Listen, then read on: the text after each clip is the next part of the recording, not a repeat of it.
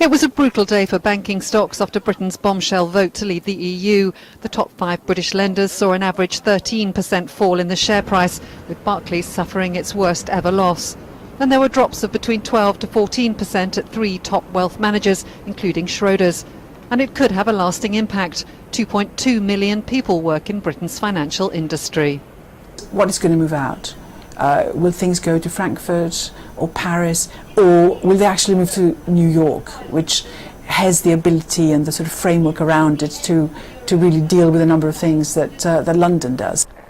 The mood around the banking hub of Canary Wharf, home to Barclays and HSBC, was sombre. Job security fears rising to levels not seen since the 2008 financial crisis. Investment banks had already warned there could be thousands of job losses if Britain opted out.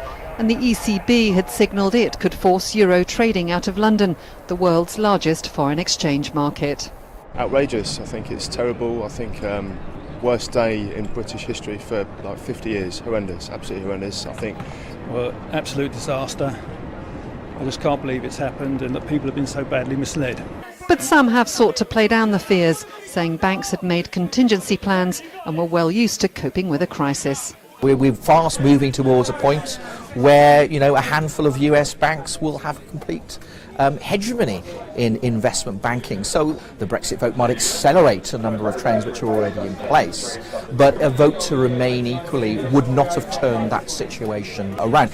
But HSBC's chairman said the day marked a new era for Britain and British business, warning fresh terms of trade with European and global partners would be complex and time-consuming.